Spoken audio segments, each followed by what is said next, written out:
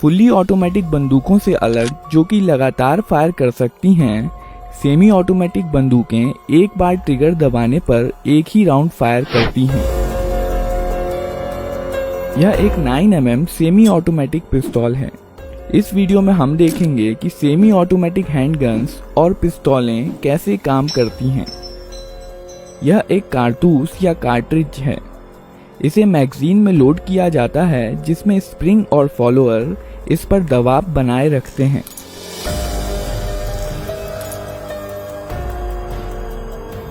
Magazine का design कुछ इस प्रकार का होता है कि कारतूस आगे स्लाइड होकर ही बाहर आ सकता है।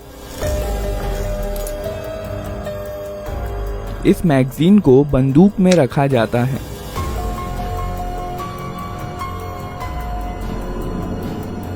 यहाँ पर बंदूक के अंदर के महत्वपूर्ण पार्ट्स दिखाए गए हैं।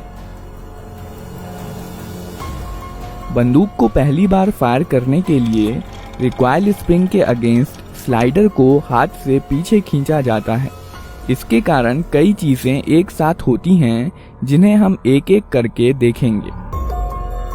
स्लाइडर के मूवमेंट के कारण हैमर पीछे आता है।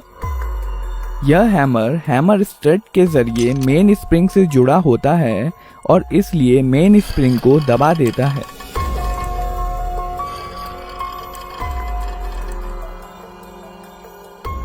यह सीयर है। यह हैमर के मूवमेंट को कंट्रोल करता है।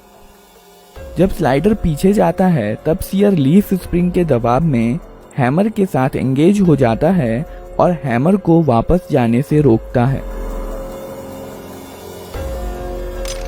जब स्लाइडर को छोड़ दिया जाता है, तब रिकॉइल स्प्रिंग के कारण स्लाइडर अपनी पहले वाली स्थिति में चला जाता है, जबकि हैमर सीयर के कारण अपनी स्थिति में बना रहता है।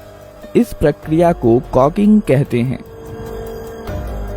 जब स्लाइडर पीछे आता है, तो इस पर बने प्रोजेक्शन बैरल को पीछे की ओर धकेलते हैं, जिसके कारण बैरल कुछ नीचे हो जाता है और इसलिए अब इसमें कारतूस आसानी से भरा जा सकता है। जब स्लाइडर वापस लौट रहा होता है, तो यह एक कारतूस बैरल में ले जाता है और बैरल को अपनी पहले वाली स्थिति में धकेल देता है। कारतूस का पिछला हिस्सा एक्सट्रैक्टर में फंस जाता है, जो कि स्लाइडर से जुड़ा होता है। पिस्तौल अब फायर करने के लिए तैयार है। जब ट्रिगर दबाया जाता है, सीयर डिस्कनेक्टर के माध्यम से धकेल दिया जाता है, जिसके कारण यह हैमर से डिसएंगेज हो जाता है। हैमर अब फ्री है और मेन स्प्रिंग के दबाव में यह फायरिंग पिन, जो कि स्लाइडर में फिक्स्ड होती है, से जा टकराता है। बदले में यह फायरिंग पिन कारतूस के प्राइमर पर स्ट्राइक करती है।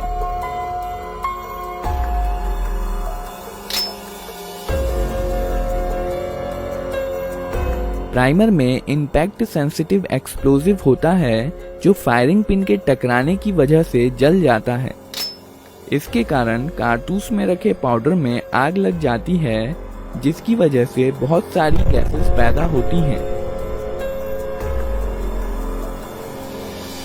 और इस प्रकार बुलेट के पीछे की जगह बेहद हाई प्रेशर गैसों से भर जाती है। इसलिए बुलेट पर पीछे से बल लगता है, जिसके कारण बुलेट बहुत तेज गति के साथ बैरल से बाहर निकलती है। बुलेट के बाहर आ जाने पर यह गैसेस एटमॉस्फेयर में चली जाती हैं और अब यह बुलेट पर कोई बल नहीं लगाती हैं और बुलेट अपने मोमेंटम के कारण आगे बढ़ती जाती है।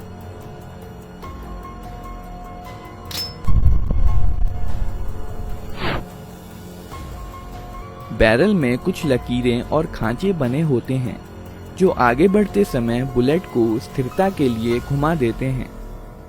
विस्फोट की कुछ एनर्जी स्लाइडर को पीछे धकेलने में इस्तेमाल हो जाती है। केस या खोखा स्लाइडर के साथ पीछे आता है और इजेक्टर की मदद से बाहर निकाल दिया जाता है।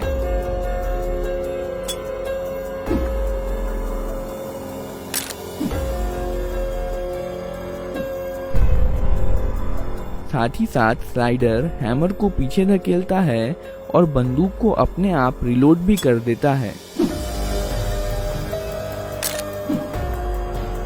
और अब बंदूक अगला राउंड फायर करने के लिए तैयार है। ट्रिगर दबाने पर सीधे सीयर पर धक्का नहीं लगता है, सीयर डिस्कनेक्टर की मदद से धकेला जाता है। जब स्लाइडर पीछे की तरफ जाता है तो इस पर बने स्लॉट की मदद से यह डिस्कनेक्टर को नीचे की तरफ खिसका देता है। अब ट्रिगर और सीयर अलग हो गए हैं और इसलिए ट्रिगर दबे होने पर भी सीयर हैमर के साथ एंगेज हो सकता है।